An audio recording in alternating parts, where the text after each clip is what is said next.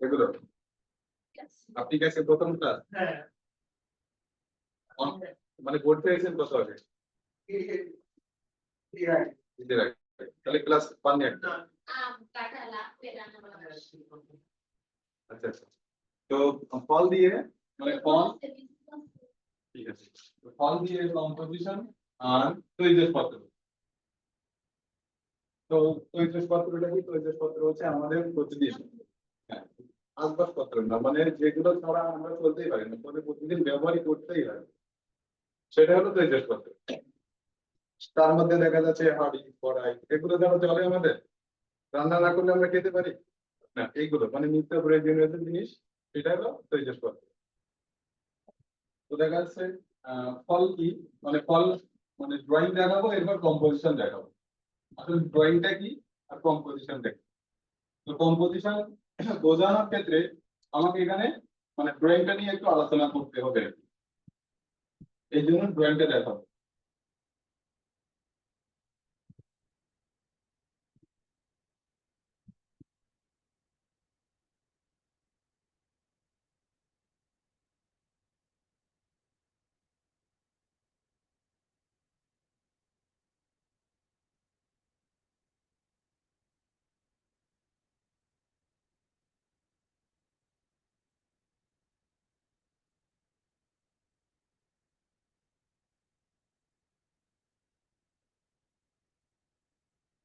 আমাদের মূল বিষয়বস্তু, বিষয় হচ্ছে কম্পোজিশন, কিন্তু মানে এটা বোঝানোর জন্য আমাকে একটু ড্রয়িংটাকে একটু আলোচনা আনতে হবে, একটু বড় করে আসুন, তাহলে সুবিধা হবে। কিন্তু বোর্ড বলেই তো এইটাই আমার কাছে ছোট মনে হচ্ছে। তো এখানে দেখা যাচ্ছে আঙুর থাকতে পারে,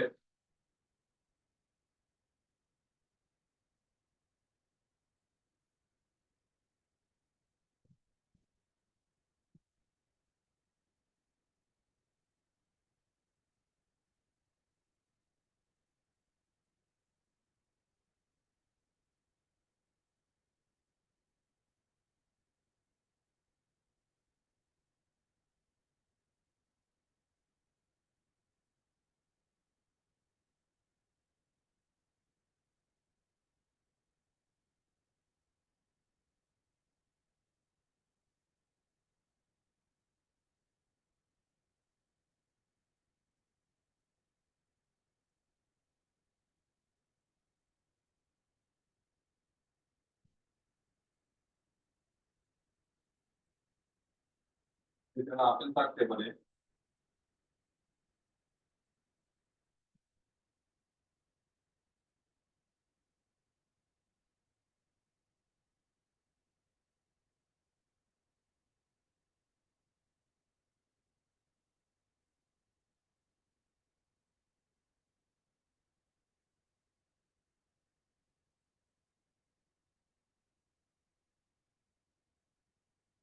আনারস,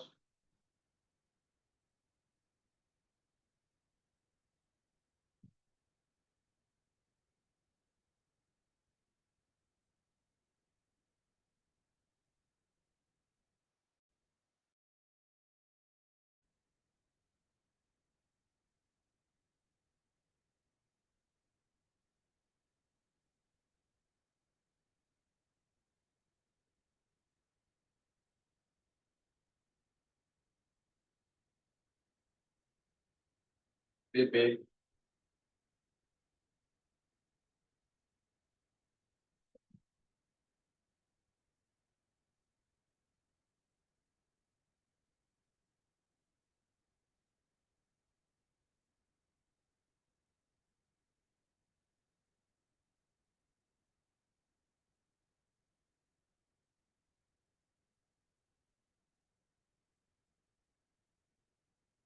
সবগুলোতে শেখানো হয়েছে নাকি এইগুলো, এই চারটার মধ্যে?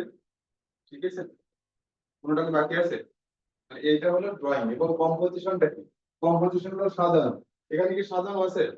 একটা চারটা ঘর আছে, চারটা ঘরে বসিয়ে দেওয়া, কিন্তু কম্পোজিশনটা কি? এইটা দিয়ে যদি বলা হয় যে ফলের কম্পোজিশন, তখন কেমন হবে? এটা বোঝার সুবিধার্থে এটা বুঝিয়ে নিয়েছি যে এইটা ড্রয়িং, এবং এইটা সাজানোর পর কেমন দেখাবে, সেটা হলো আমাদের আজকের বিষয়, বিষয়বস্তু।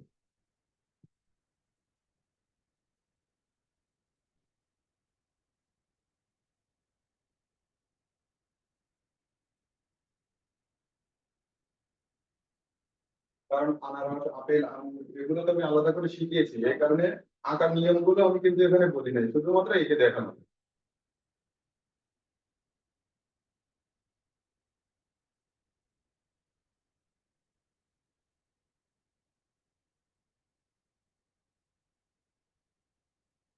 হয়ে গেছে কি, চারটে ড্রয়িং হয়ে গেছে? হয়ে গেলে বলবেন।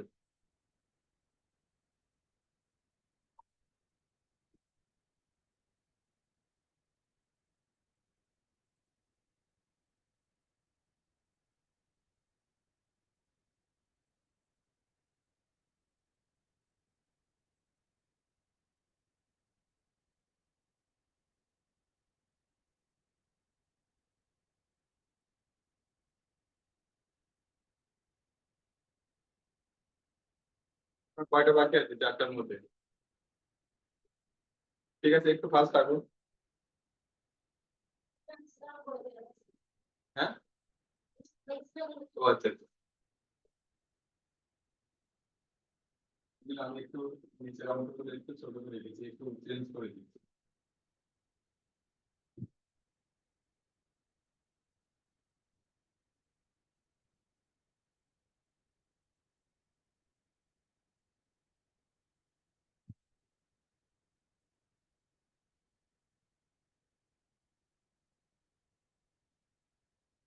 এটা আলাদা করে শেখানোর একটাই কারণ, যে প্রশ্নে অনেক সময় আসে যে ড্রয়িং করতে হবে, তখন কি করতে হবে। এরপর যদি বলা হয় যে কম্পোজিশন করতে হবে, তখন কি করতে হবে, এই কারণেই মূলত এই অংশটা টেনে নিয়ে আসে, ড্রয়িংটা কম্পোজিশনের বাদে আগে ড্রয়িংটা করে নিয়েছি। ঠিক আছে, এবার এটাকে কম্পোজ করতে হবে। ড্রয়িংটা কি তাহলে বুঝতে পেরেছেন, শুধু আঁকা। যে যদি বলা হয় যে আপেল, আঙুর, আনারস, পেঁপে এগুলো আঁকুন, তখন এরকম পাশাপাশি আঁকতে হবে। যদি একটা হয় একটা আঁকলেন, দুইটা হলে দুইটা আঁকলেন। কিন্তু যদি বলা হয় কম্পোজ করতে হবে, কম্পোজিশন করুন, আম সরি পেঁপে, আঙুর, আপেল, আনারস দিয়ে একটা কম্পোজিশন তৈরি করুন, তখন কি করতে হবে। সাজাতে গেলে একটা ঝুড়ি যদি ঝুড়িতে সাজাই তাহলে একটু সহজ হবে কিনা, তাই না? এই কারণে আগে একটা ঝুড়ি এঁকে নিই।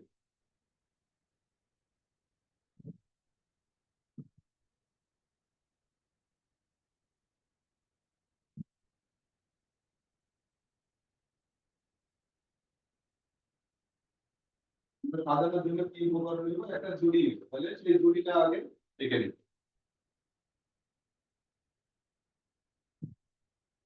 আমি উপরের এই লাইনটা এখন কেন দিচ্ছি না, কারণ এটা আড়ালে চলে যাবে, এই কারণে এই উপরের অংশটা আগে আমি দিয়ে নিচ্ছি না এটা। ঠিক আছে, এটা অফ করে রাখছি, কারণ এখানে যদি ফল সাজানো হয় তখন কিন্তু পেছনের লাইনটা দেখা যাবে না, এই জন্য আমি এটা লাইনটা আগে থেকে অফ করে রাখছি।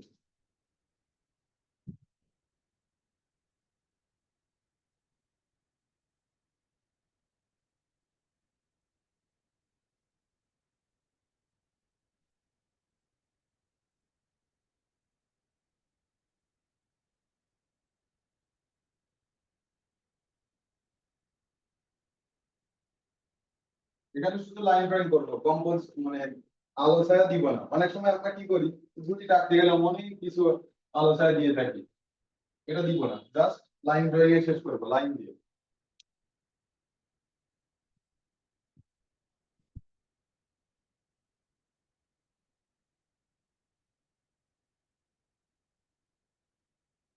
ঝুড়ি আঁকা হয়েছে, সবার কি হয়েছে? দেখেন আপনার এইখানটায় মানে আপনি এরকম করে দিয়েছেন, মানে এরকম এরকম দেখেছে না, এইটা রাখবেন না, উপরের অংশে এটা মুছে দেন। হ্যাঁ, এইভাবে এভাবে রাখেন, এরকম করে রাখেন।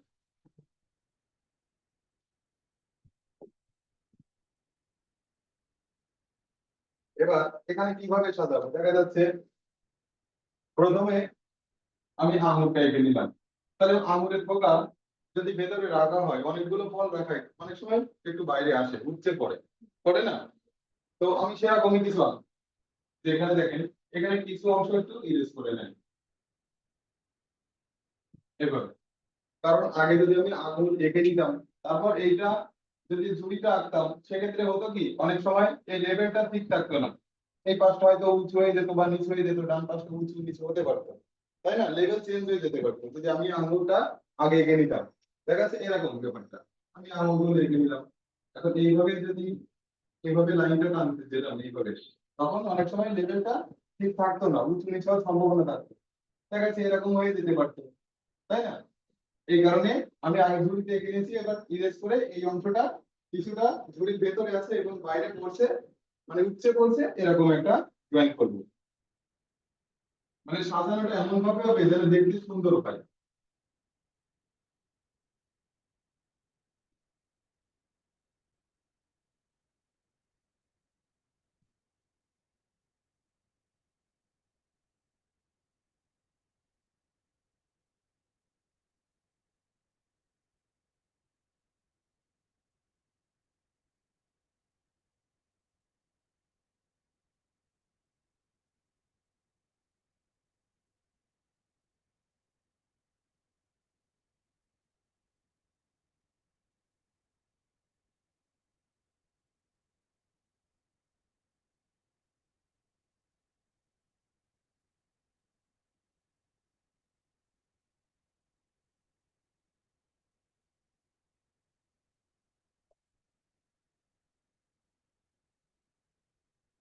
তবে আঙুলের টোকাটা এঁকে দিন।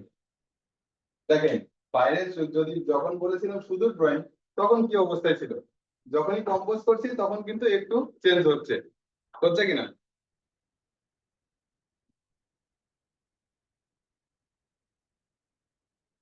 যে অর্ধেকটা ঝুড়ির ভেতরে আছে, আবার কিছুটা বাইরে আছে।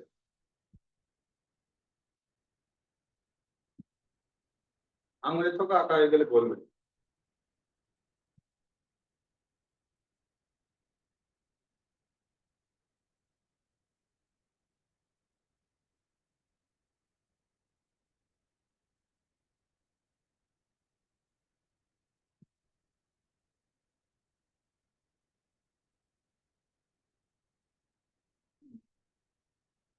হয়েছে সবার? আপনার হয়েছে? হ্যাঁ। এবার এবার দেখুন, আমি এখানে একদম সেন্টারে এঁকেছি আঙুলের টোকাটা, তাই না? এবার যে কোনো একটা ফল যখন পাশে রাখবো, তখন কিন্তু কিছুটা হলেও কি ঝুড়ির ভেতরে যাবে কিনা, টাকা পড়ে যাবে না, ঝুড়ির আড়ালে চলে যাবে তো। তো দেখা যাচ্ছে আমি এখন আনারস রাখবো। তো দেখা যাচ্ছে এখানে দেখুন, আগে যদি এরকম করে রাখি, তাহলে অর্ধেকটা উপরে আছে। আর দেখেন এরকম করে যদি একটু কল্পনা করি, এরকম করে এই পর্যন্ত চলে গেছে, তাই না? কিন্তু আমরা এই যে ডট ডট দিয়ে যেটা বোঝালাম এটা লিখবো না, আমরা এটা কল্পনায় মানে বুঝে নেবো যে অর্ধেকটা এই পর্যন্ত যেতে পারে, উপরে উঠলে এই পর্যন্ত উঠতে পারে। এরপর পাতাটা এখানে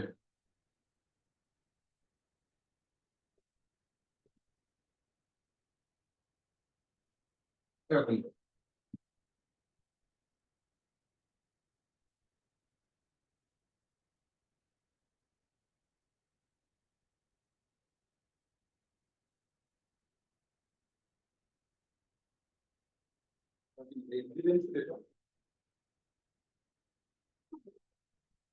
ভয়েস স্পষ্ট দেখা যাচ্ছে নাকি আলাদা করে আছে?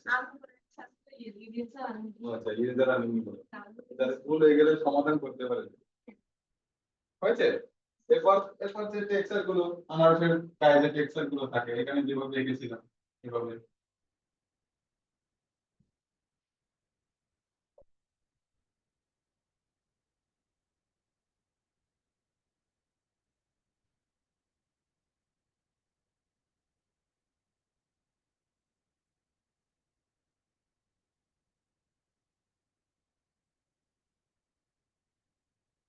এরপর এখানে দেখেন ঝুড়ির এই কর্নারটা একটু দেখা যাচ্ছে, তাহলে এইভাবে লাইন টেনে এই কর্নারটা দেখেন এইভাবে ভরাট করে দেবো। তাহলে সহজে কি বোঝা যাচ্ছে কিন্তু, দেখেন ঝুড়িটা এদিকে ঘুরে চলে গেছে, মানে আনারসকে, মানে আনারসকে রেখে ঘুরে ওদিকে চলে গেছে, তাই না?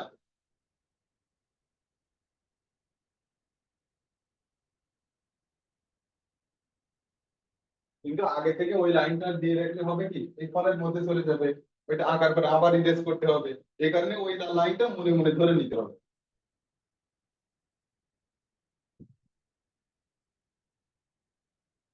হয়েছে? এবার দেখুন, এরপর দেখা যাচ্ছে আমি এখানে আপেল রাখবো। আপেলটা রাখলে তো কিছুটা ঝুড়ির ভেতর যাবে, দেখা যাবে নাকি? হয়তো দেখা যাচ্ছে একটা রাখলাম, কিংবা তারপরে আরো একটা রাখলাম, কিন্তু দেখা যাচ্ছে কিছুটা এই যে আনারসের মতো ওরকম কিছুটা ঝুড়ির আড়ালে চলে যাবে। কিন্তু আড়ালে যদি না যায়, তখন যদি আঁকি সেটা মনে হবে কি ভাসছে, মানে ভাষা ভাষা হয়ে গেছে এরকম মনে হবে।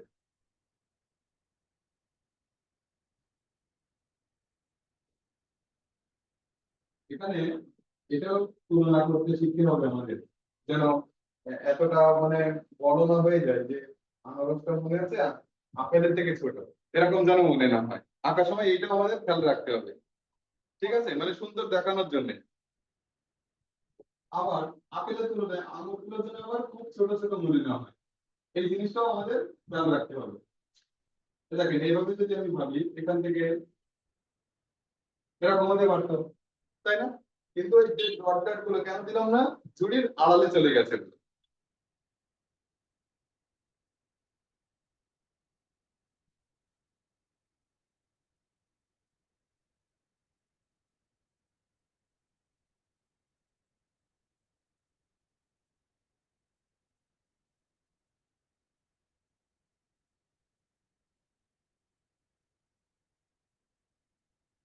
এবার পেঁপেটা,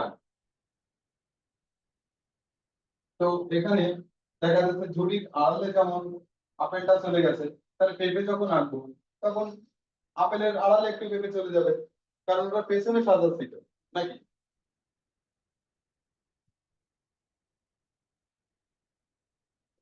এখানে পাতা দিতে পারেন, না দিতে পারেন। এখানে আপেল যখন আছি, আমরা পাতা দিতে পারি, না দিতেও পারি।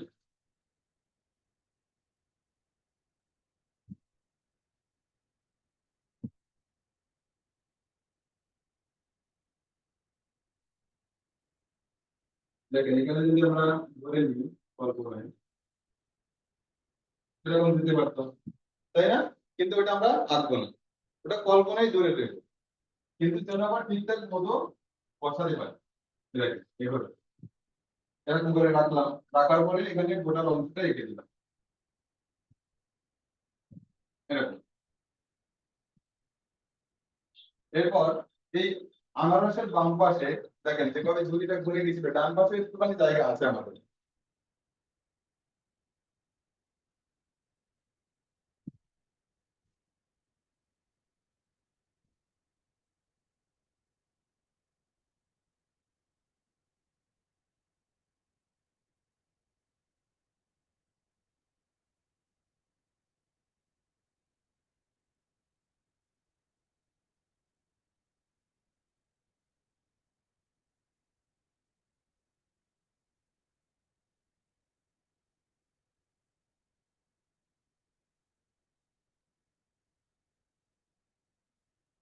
হয়েছে?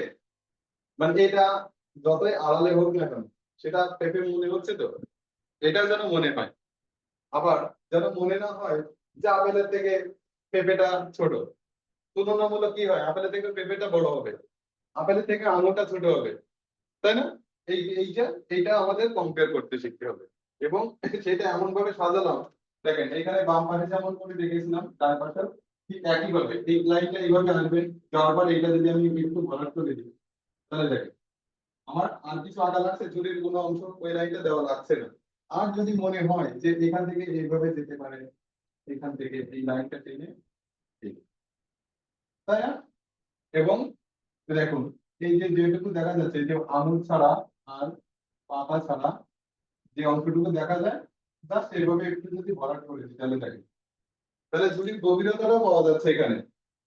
দেখেছেন? এটা একটু খেয়াল করুন, আগে বুঝে নেন বিষয়গুলো, যদি মাথায় থাকে আঁকা সহজ হবে কিনা। দেখেন এইখানে একটু ডার্ক করেছে, এখানে ডার্ক করেছে, এখানে ডার্ক করেছে, তাহলে ঝুড়ির গভীরতাটা পাচ্ছি।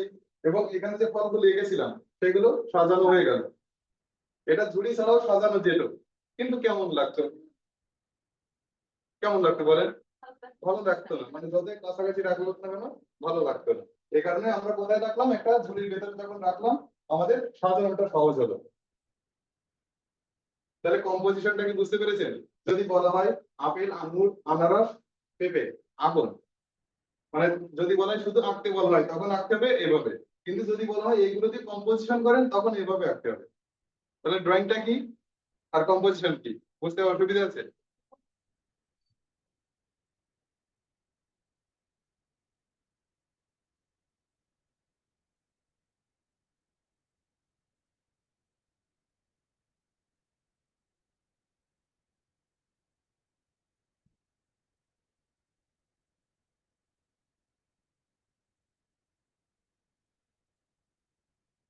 তাহলে আমরা তৈজসপত্রে চলে যাবো।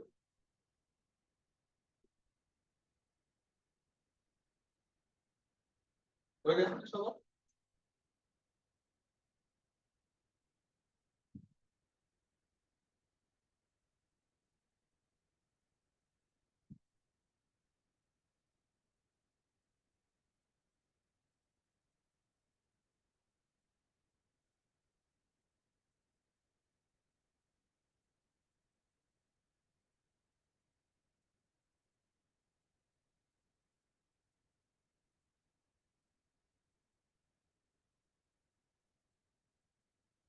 এখানে তৈজসপত্রের মধ্যে আমি আঁকবো জগ, গ্লাস, তারপর চায়ের কাপ। ঠিক আছে, এগুলো তো আমার নিত্য প্রয়োজনীয়।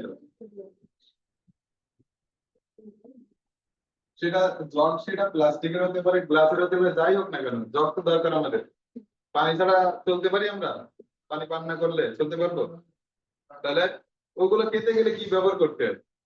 কোনো পাত্রে রাখতে হয়। হ্যাঁ,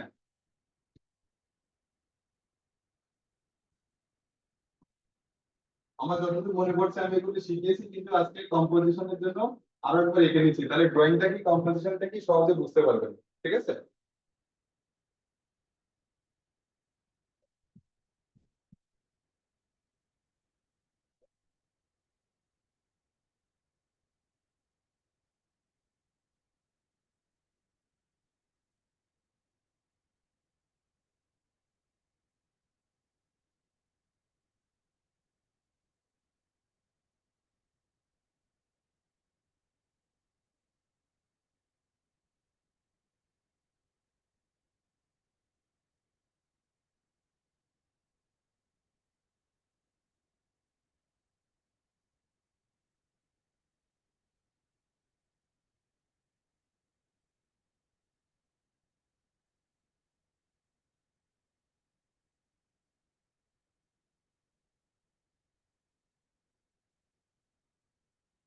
আমি এঁকেছি অ্যালুমিনিয়ামের জগ, তাই না?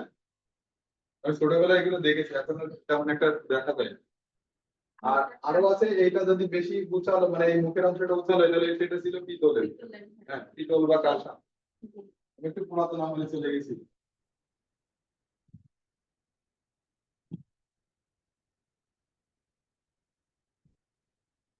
এটা অনেকটা মুখের অংশটা মোচালো হতো।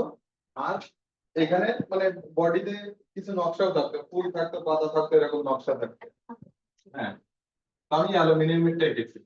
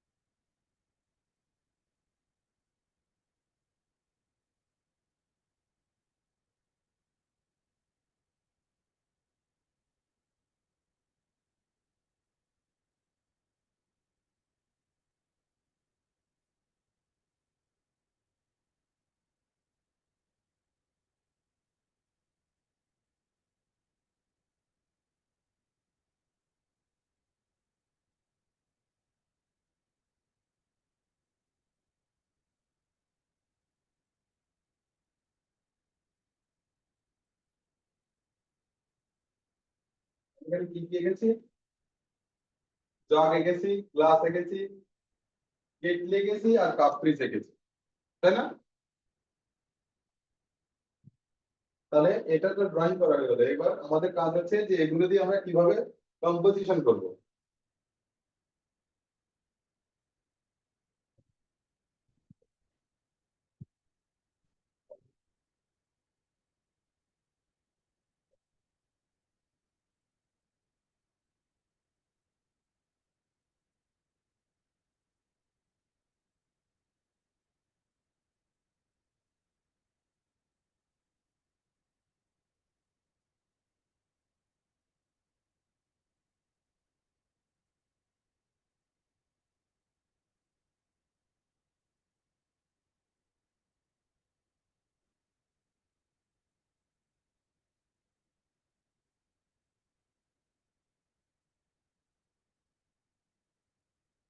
হয়েছে? কয়টা হয়েছে? চারটা হয়েছে। আপনার? তিনটা। ঠিক আছে।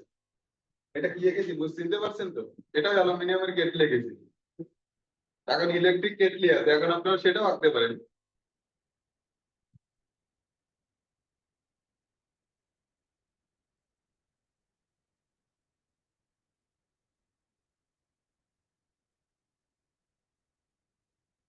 এখানে দেখুন একটা বিষয় খেয়াল করুন।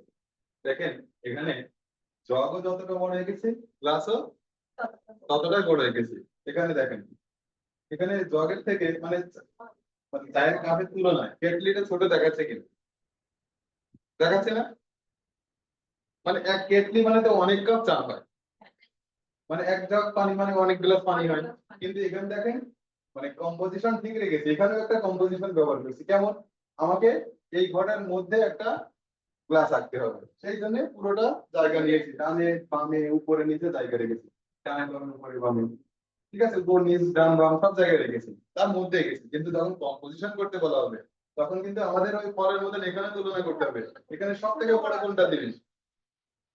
দেখা যায় জগ, কেটলি, এইগুলো। তারপর তার থেকে ছোট হচ্ছে, জগের থেকে ছোট হবে গ্লাস, এবং তার থেকে ছোট হবে চায়ের কাপ।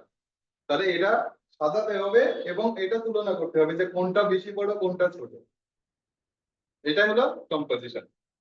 কিন্তু আমি আঁকলাম জগের থেকে গ্লাস বড়, কম্পোজিশন ঠিক থাকবে? মানানসই হবে না। আমরা এক কথা বলবো, মানানসই হবে না, তাহলে কম্পোজিশন ঠিক থাকছে না। ওখানে যেমন কি করেছিলাম, একটু সামনে পেছনে এঁকেছিলাম না ফলগুলো, যখন এঁকেছিলাম এখানেও এটা সাজানোর সময় এটাও আমরা এটা করবো, কোনটা আগে আঁকবো কোনটা পরে আঁকবো। ঠিক আছে, এখানে আমি আগে কেটলিতে এঁকে নিই।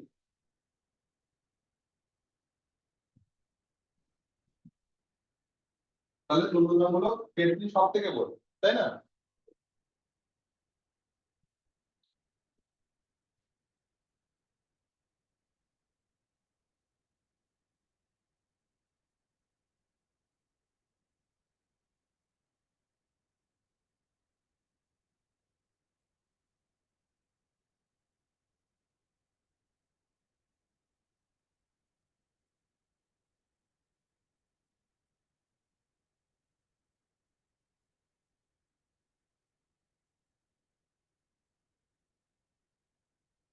কেটলি হলো স্বাস্থ্যের দিক থেকে বড়, তারপরে স্বাস্থ্যের দিক থেকে যদি ভাবি এটা একটু ওয়াইড হবে, কিন্তু জগটা একটু আবার লম্বাটে, কেটলি থেকে লম্বাটে।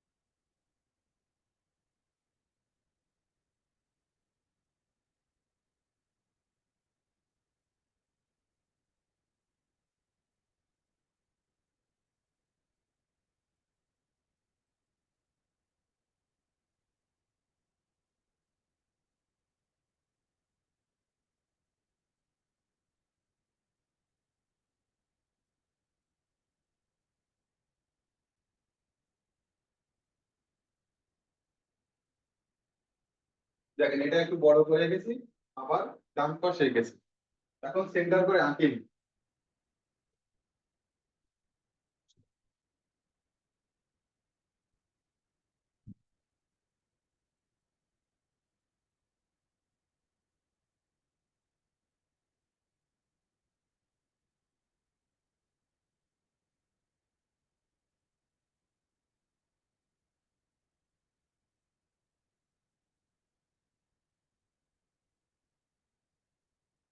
হয়েছে?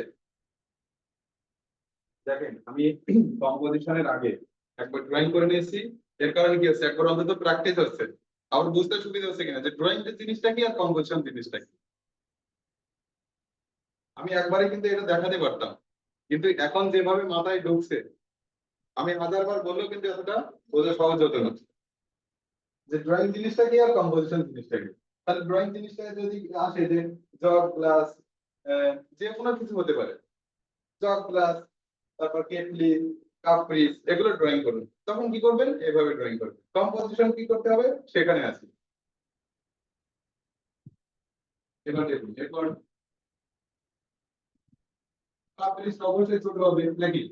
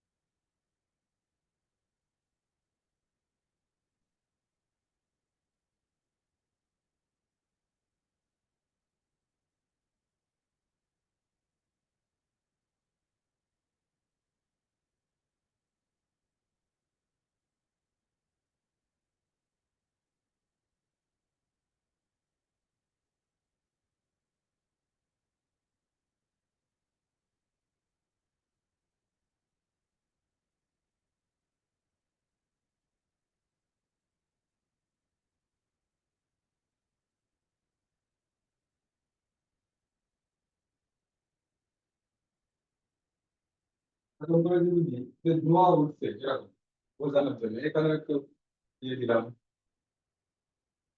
বাষ্প যেটা বলে।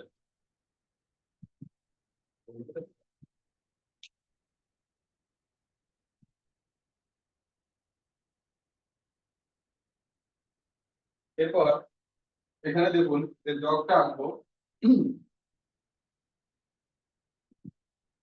কেটলি থেকে জগের হাইটটা অবশ্যই বেশি, কিন্তু এই যে বলেছিলাম না যে পার্সপেক্টিভের একটা ব্যাপার আছে। পার্সপেক্টিভ মানে কি, কাছে দূরে একটু ছোট বড় দেখায়, তার মানে যখন দূরে গেল হাইটটা তো ঠিক থাকলো, কিন্তু একটু ছোট হবে নাকি, এভাবে আড়ালে চলে গেল। দেখাচ্ছে এখানে যদি দেখতাম, এখানে আর দেখার কোনো জায়গায় নেই, এখান থেকে কোথাও আর দেখা যাওয়ার মতো, দেখা যায় হয়তো এইভাবে আসতে পারে একটু অংশটা, এরকম থাকতে পারে, এভাবে থাকলো, তাই না?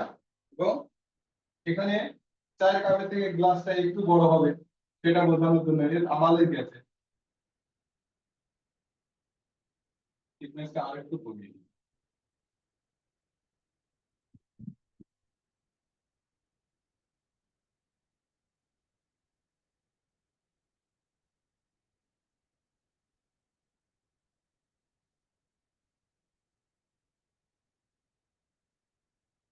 দেখেন এখানে গ্লাসের কিছু অংশ এই কেটলির এই অংশের আড়ালে চলে গেছে, এই কারণে ওখানে দেখা যাচ্ছে না। বাকি নিচের অংশটা ঠিক একই ভাবে চায়ের কাপের আড়ালে চলে গেছে এভাবে। তো এখানে যদি বলা হয় যে গ্লাস, জগ, তারপর কাপ, পিস, কেটলি ড্রয়িং করুন, তখন এভাবে ড্রয়িং করবো। দেখা যাচ্ছে এইটাই একটা পেজ, ঠিক আছে। তাহলে যদি এই চারটা অংশ মিলে বা চারটা বিষয়বস্তু মিলে যদি কম্পোজিশন করতে বলা হয়, তখন আমাদেরকে এভাবে আঁকতে হবে, পাশাপাশি থাকবে এবং সামনে পিছনে, সেটাই হলো কম্পোজিশন, সুন্দর করে সাজানো। তো আজকে ক্লাস এই পর্যন্ত, সবাইকে ধন্যবাদ।